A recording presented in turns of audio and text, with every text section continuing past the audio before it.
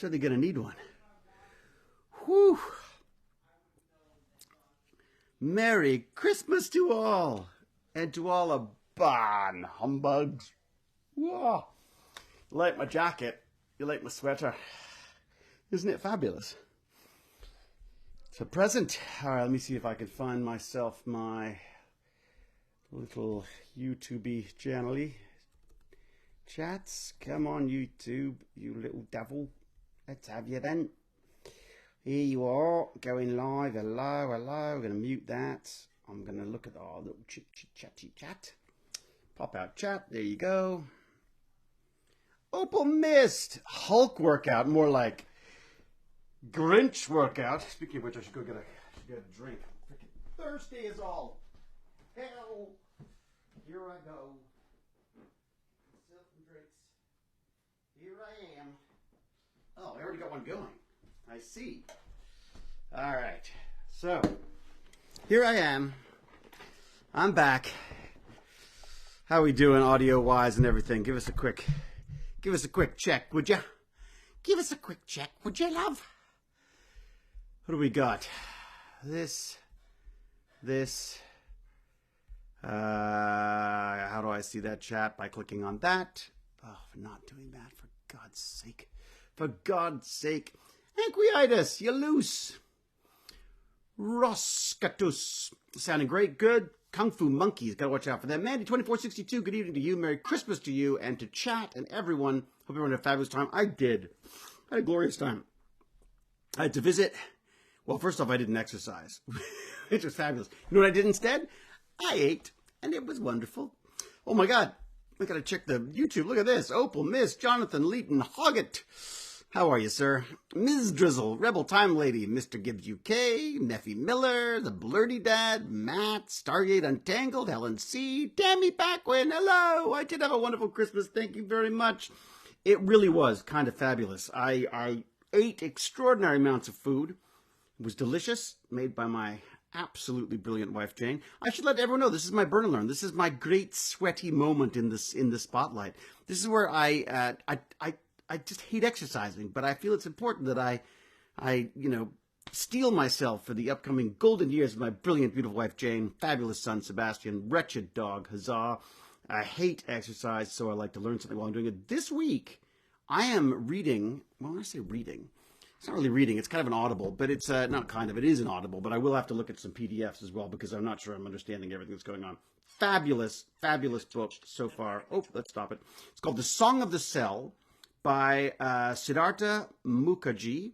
Absolutely wonderful. It is basically an exploration of the cell, bit of history, bit of personal stuff, bit of medicine, all sorts of mix. But it's told by someone who specializes in oncology. So it's kind of this fabulous perspective on the cell in that he's trying to stop the cell from doing the things that kill people with cancer, while he at the same time exploring sort of the beautiful wonder of the cell and T cells and all these various different types of treatments and stuff, and trying to define, again, all of these books begin by trying to define life, which I find interesting because, man, that seems to be a tough one. James R. Gurney. Oh, have you read that one? They are a great author. I read their book about cancer. Oh, fabulous. Fantastic. Well, yeah, they mentioned that. This one's really fun, I got to say. So far, it seems fairly general and stuff, but it's kind of interesting. So I'm sure, James, I'm sure you'll love it. So, give it a go. Maybe I could discuss it with you later. And by discuss it, I mean you can explain it to me later. Yeah, it's called, again, just to be very clear to everyone, it is called The Song of the Cell, Siddhartha Mukherjee. I have only just begun it today because I finished everything else. I have been listening to some wonderful podcasts, though, too. I've got to say, I've been doing lots of what I would call my business porn, where I listen to podcasts about people making lots of money and having cool side hustles and stuff, because I think I'd like a side hustle. But first off, I have to thank a certain Lance Carr and his fabulous gift-giving abilities, because he has given me this absolutely wonderful Grinch sweatshirt, which is wonderful to recoup from my miserable exercise with. Yeah, I being the Grinch that I am, I don't sort of I like Christmas alone with my family. Literally just Jane and Baz. That's all I want. I don't even want the dog, to be honest. But we had a Christmas Eve at my dad's place that was sort of hosted by my stepsister and their wonderful family. Just a lovely bunch, a couple of kids, one of them into keyboards and the synthesizers, as I used to call it, and the other one into drums, both of which I was interested in. So it's kind of fun to talk to them and recommend some stuff. And then, of course, I realized that my bloody brother-in-law is a freaking professional percussionist and composer, and so I sent them to go talk to him instead. But it was just kind of fun to talk to them from a beginning perspective, because I used to love reading Modern Drummer magazine and all of the sort of high-tech music magazines that I used to love as a kid, reading about what, as I say, back then they were synthesizers. They were basically very, very simple noise-making machines, and it was fabulous. Yes, Jack Jasser, who sent me a lovely voice message. It was just so nice to hear you, Jack. Like, it's so funny, you get all these wonderful texts and stuff with all this, Christmas joy and stuff. But there's something quite wonderful about getting a little hello in an audio form. So thank you very much for that, Jack. Much, much, much appreciated. What else we got? Tiptronics is here. Woohoo! My wife's favorite type. Well, I shouldn't say it's my wife's favorite type of gear changing, because the reality is I think she quite likes the standard, but she really enjoyed the Tiptronic in our VW. We had a VW. What was it called? It was a VW something or another. It was sort of almost a wagon, like a family sort of wagon almost. But it was we converted it to biofuel. It had been converted to biofuel, so we got to drive around smelling like French fries the whole time, or whatever the oil was that it was being built off. Fabulous stuff. And then of course biofuel just became pariah basically. No one was using it, and diesel of course. And then we found out of course that VW was actually lying about how good the mileage was on these things, and the emissions also as well. So really just criminal stuff. I'm amazed no one is in jail for that. If they are, well done. I hope you had an amazing Boxing Day. That's what Americans think Canadians celebrate in the Christmas season. Boxing Day. Yeah, it's true. My son was online by the end of the day yesterday, with Christmas money burning a hole in his pocket. He has bought the lightest mouse I've ever seen. I've never felt a mouse as light as this Logitech thing. I think it was Logitech that he got, but it is incredibly, incredibly light, and that's of course going to make him a much better gamer, and make it less likely that we're ever going to see him again. He's also got us addicted to The Office, so we started watching we watched the UK Office, and then when that ended, we've now moved on to the American Office, which is quite funny because I auditioned for that way back in the day. I actually auditioned to play whatever his name is, the young fella back then. Of course, I should have freaking auditioned for Dwight. I'd be freaking perfect for that. Although he is magnificent, I've got to say. Anyways, it was just kind of funny to watch the show, and we've been giggling about that. And then Jane and I snuck off into the evening. Well, we didn't sneak off into the evening. We snuck off down to the living room. We watched ourselves Slow Horses, which is this absolutely wonderful British series. And absolutely, you check that out. Double thumbs up from me. I would say that the third season is honestly more exciting than the other ones. I really enjoyed the first one. Second season, I was like, yeah, it's okay. And then the third one is just been amazing. So, and then is Cal here? Hello, Cal, you fabulous Cal. Merry, Merry Christmas to Cal, and Happy, Happy New Year. Are we going to be gaming with you on New Year's, Cal? Is that on the books, or have you got a monk's ale to drink, or whatever it is? Oh, look at that. My name is Cal, bright and cheerful. I'm all rainbows and unicorns. What would anyone do without me? I'm the hammer of justice, the Hewlett conscience or truth speaker, and our little stormy cloud in the chat. Hugs. Yeah, Cal is a big fan of hugs. She just loves that. There will be ale. Well done, Cal. Well, maybe we'll have to sort of pop in and say hello at some point. It's been a long time since we fortnighted together. Baz is I think now become... He's certainly eclipsed anything I can do, and I'm not sure I'm capable of it. But maybe there's something we can get up to. I don't know.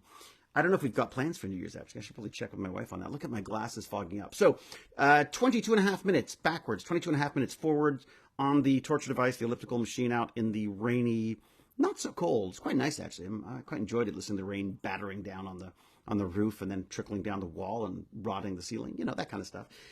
Keeps the rodents away, and so that was my little exercise for the day. I won't talk for long because I'm going to go back to my family because I'm really enjoying our cozy evenings. But I thought I would at the very least come in and say hello, let everyone know how things are going. As I say, I'm very happy with my presents. One of them being this Grinch hoodie from the fabulous Gimpy G. And what else have I got that's exciting? I got Le Petit Prince. This is the French book of the Little Prince, which I am absolutely Delighted by, though I have a hard time reading it, but I've been trying to work through it. I've been playing. Oh, I also got. Oh yeah, I got the physical copy of A History of Horror. I mentioned it in passing to my fabulous wife, and she obviously listened. What I wanted was, because this is the book that I've been reading and talking to you about in the previous Burn&Learns, I wanted a copy of the book so that I could go through and start like picking out the books, the actual movies themselves. Yeah, oh yeah, look, so it's got a whole list of them. 50 classic horror movies, and then all the horror movies that they talk about. Yeah, so this is great. This is exactly what I wanted. So I just wanted something concrete that I could actually sort of,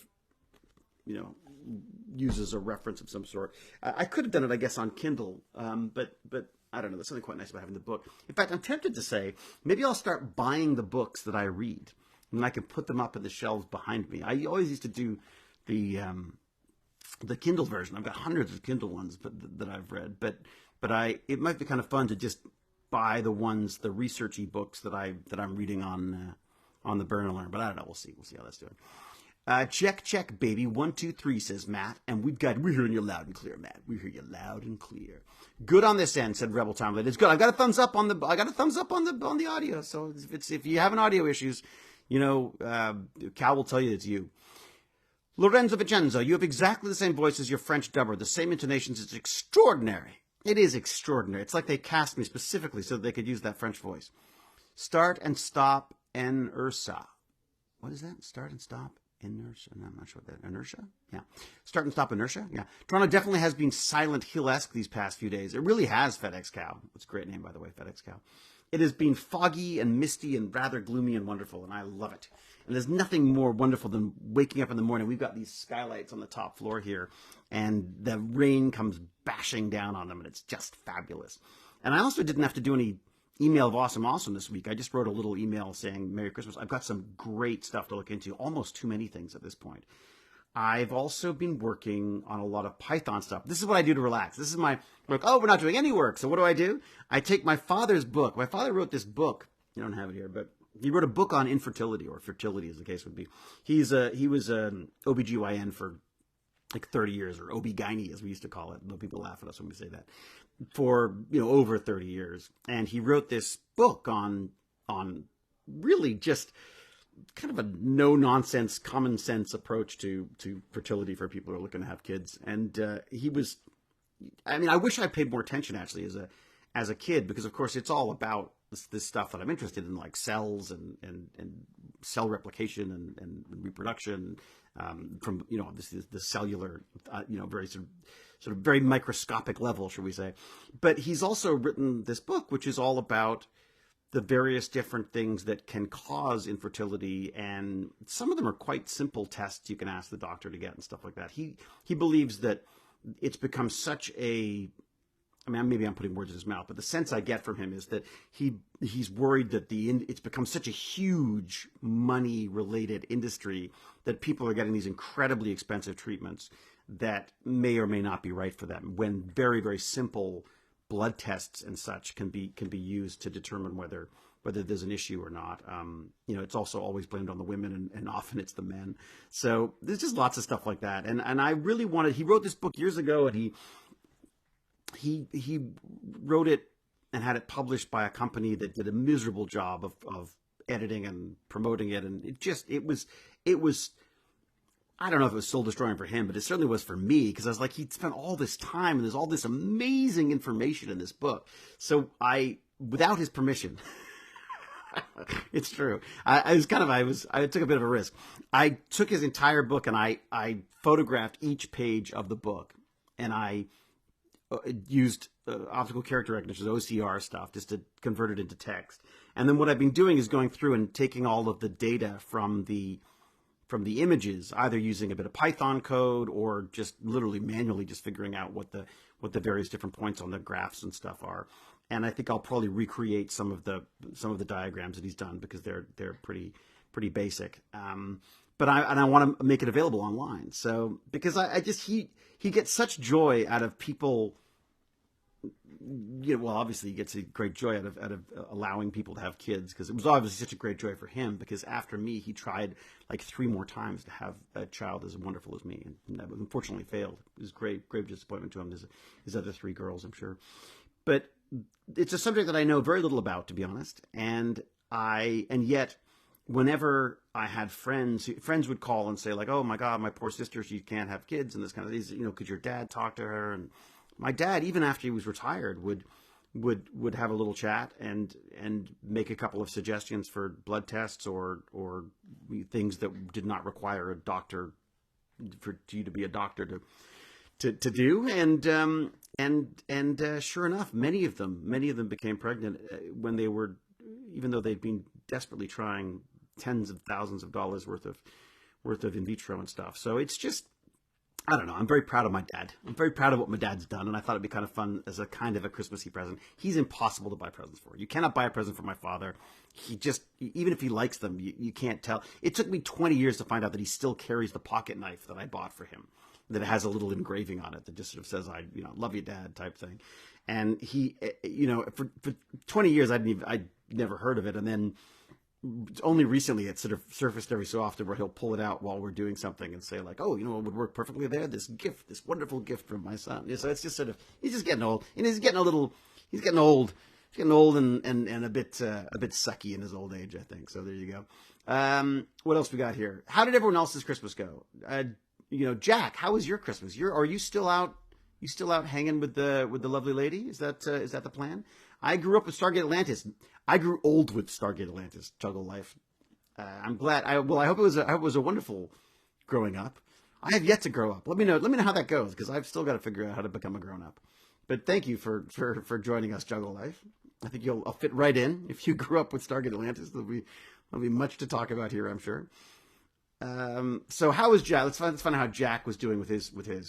Gimpy G's here.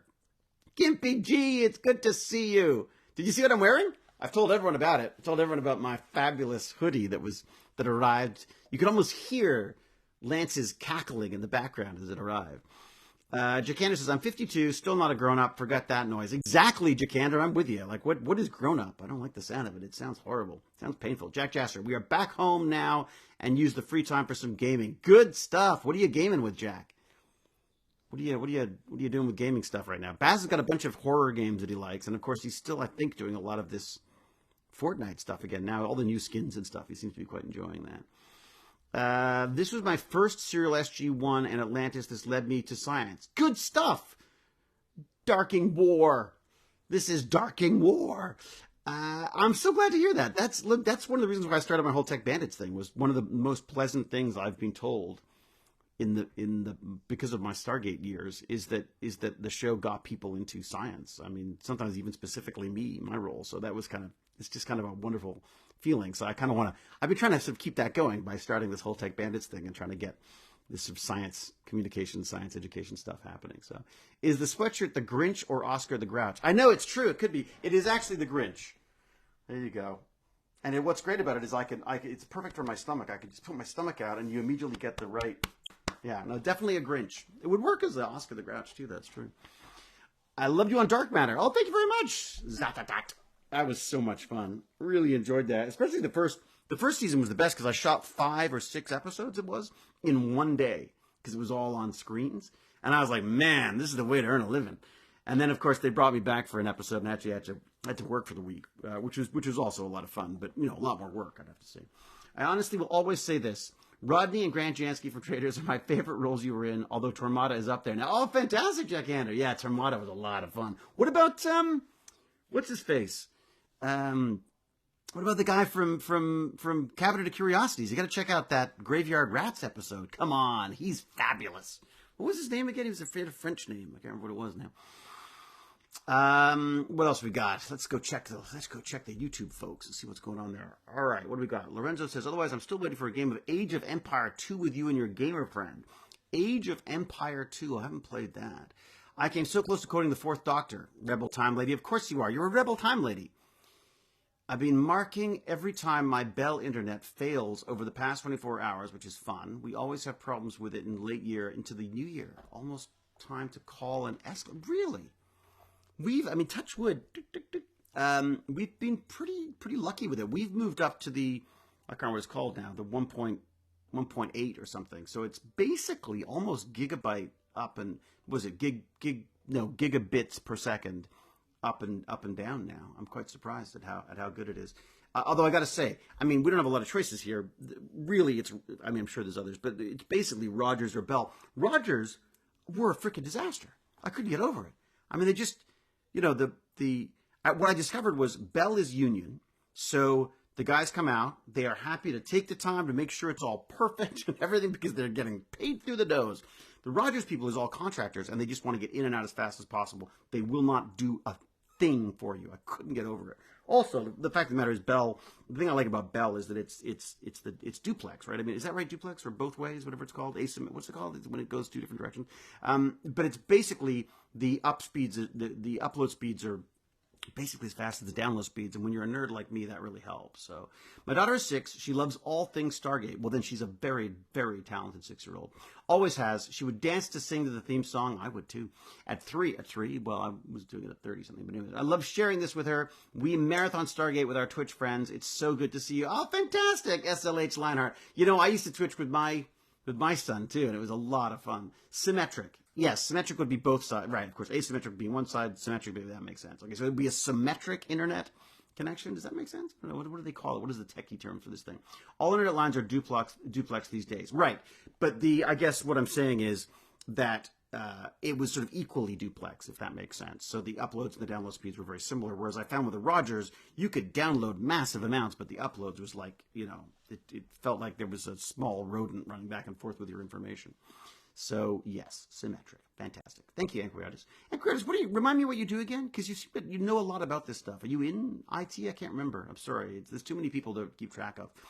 The power to the power of motion, says John Coffin. I'm not sure what they're talking about.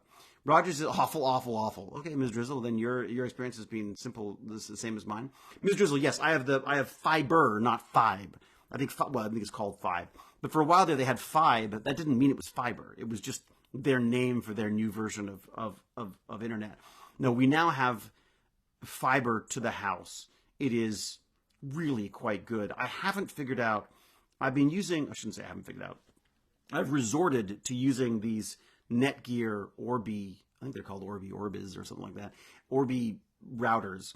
And that allows us to share the internet around the house a little better because I didn't find the Bell routers very good and their extender box things were a disaster. So I would love to wire the whole house, frankly. If I could have Ethernet to every room, that would be ideal. And then we just have Wi-Fi for whatever else we need. But I'd really love to I don't think my wife will let me do it. Then part of the problem is I start drilling holes in the walls. My wife will leave me very quickly. So I have to be sparing in where I end up drilling holes to put Ethernet cables. I did manage to sneak one up here. We'll see how long I get to keep that. And then my son has one that sort of loops up over the stairs and into his room because of course he's got to have direct, fast, high speed stuff.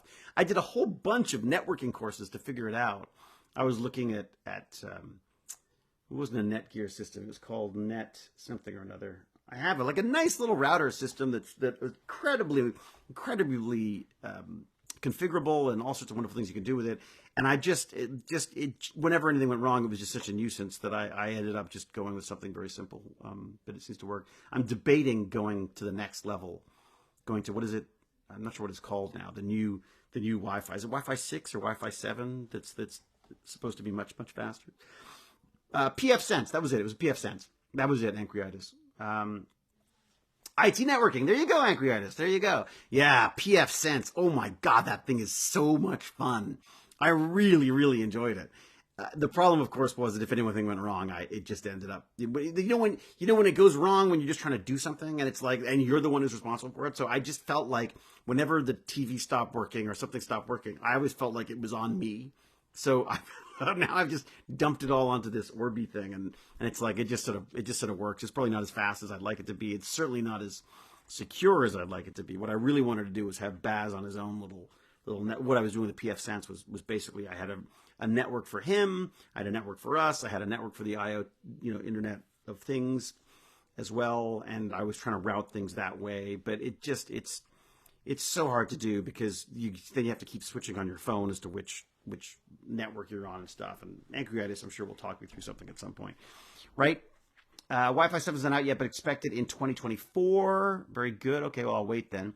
6 to be avoided as it's based on a draft version of AX. I don't know what that means. Still sticking to 6E for now on. Really? Okay, all right. I don't even think I've got 6E. I think I've probably got 5, if that makes sense. AX, I see. Okay, all right, I'll have to have a look at that.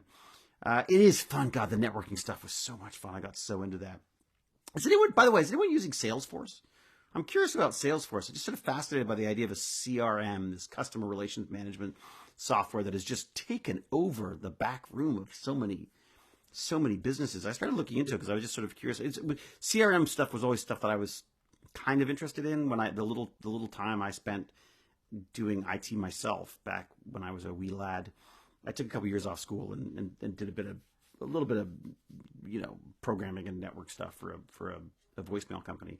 And it was a packet network company that was using it to send voice messages back and forth across the world for much cheaper than it would cost if you were actually calling the number. And it was all being used for multi-level marketing. It was all sorted stuff. But anyways, it was fascinating to me. And that was just one of the things I was sort of playing with at the time. What do we got? So some of my clients have used it. Yeah, okay. Yeah, so the idea, again, was the content relation management software stuff is just kind of cool because they've now tied it into AI. You can use it with your mailing system, so you can have newsletters that trigger certain, what do they call them, sales funnels and stuff. And I just thought it would be kind of fun to learn how to do some of that stuff and see if there's a way of automating some of the stuff that I do. Although I have a feeling Salesforce is probably overkill for me in my little endeavors. Although I say that, it could be fun to set it up. Then I know how to do it, and then who knows? Maybe I can help out other, nerdy groups or maybe some not for profits or something like that. I feel the need to gotta do some giving back, and at the same time get to play with some technology at some point. But I'll tell you, Python, wow, that is freaking extraordinary. Absolutely loving it. Hey, it reminds me. Speaking of learning things, I should talk about this book. So this book has gone into. I've only literally got to part 1. So I guess the whole first part was they don't have very clear sort of titles for it. So I'm guessing that it was sort of an introduction for the beginning. But it talks about defining life, which was something that I found really interesting. The idea that we are made up of cells and that this was discovered back in like 1930. There was around 1930. Was it 1930 or 1830? Must be 1930. Was it 1930 or 1830? I can't remember now. Anyways, in the 30s. I'll be very vague. In the 30s sometime, discovered both in plants and animals. I believe it was plants was the one that was first published, and then animals the next one. But the idea that we are made up of a group of different cells doing different things and yet working together, so we are the whole of many things. It seems pretty logical to us all now, but obviously that wasn't back in the day. And the idea that potentially life is defined potentially at the cellular level. That is where life is that where life exists is at this cellular level, and then what is a cell? I mean, a cell is basically a way of what was it be like a gene translation system? I guess is kind of the way they were defining it.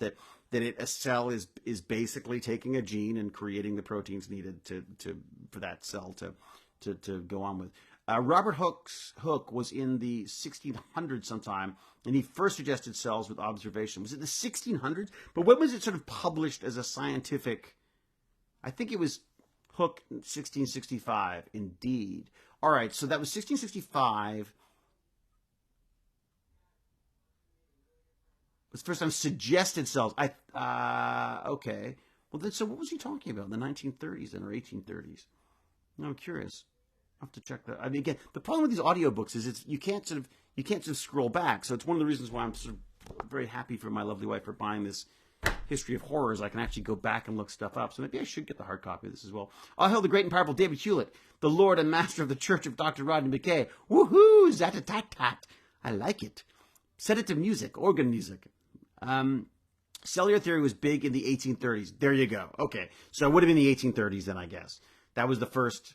or I guess that's certainly that's the one this guy seems to be going with, as that Theodore Schwann and his buddy, whose name I forgot. Right. So one of them, it was these buddies, and one of them did plants, the other one did animals, as for the cellular perspective stuff, and they both published, and that's what got stuff going. And anyway, so he's talking about how do you define life? He talks about an astrobiologist whose job was to find life on other planets. But of course, if we can't define life, if life, as he puts it, is defined more like a menu than as a definition, he's saying that basically we just have a series of things that we understand as living, rather than a concrete definition of life. And how difficult it must be for someone to be looking for life on other planets. We don't really even understand life on our own planet, or even in ourselves, for that matter. So it's interesting stuff. Matthias Jacob Schleiden. It's more like a checklist. Yes, Jazian. I mean, that's the point. So the idea that basically we don't have a very good definition of this stuff. But I did love the idea that a cell was just a gene translator. I just thought that was kind of a wonderful image. I mean, again, I don't think he's actually defining them as these things. I just think he's using these as examples to try to get Grinches like me to understand what's going on. So there's that. And then he talks about sort of oncology. Obviously, the oncology perspective of cells is very different. I think that's why I'm quite enjoying this, is because he's got sort of a bit of a twisted perspective on this. Because of course, he's looking at cells that have become malignant, that are replicating in a very unhealthy way, and are destroying the bodies that they inhabit. And again, he keeps coming back to the fact that everything comes down to these at a cellular level.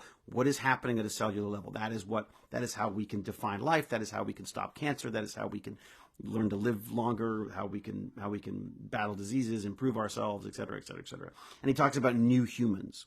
And not new humans in the sense of like the Matrix or cyberpunk or anything, not augmented humans, but new humans who have been engineered, have been repaired, basically. It almost would be better to call them repaired humans, wouldn't it? But he calls them new humans. The idea that they are humans who have had some kind of a modification done to them that now allows them to function properly.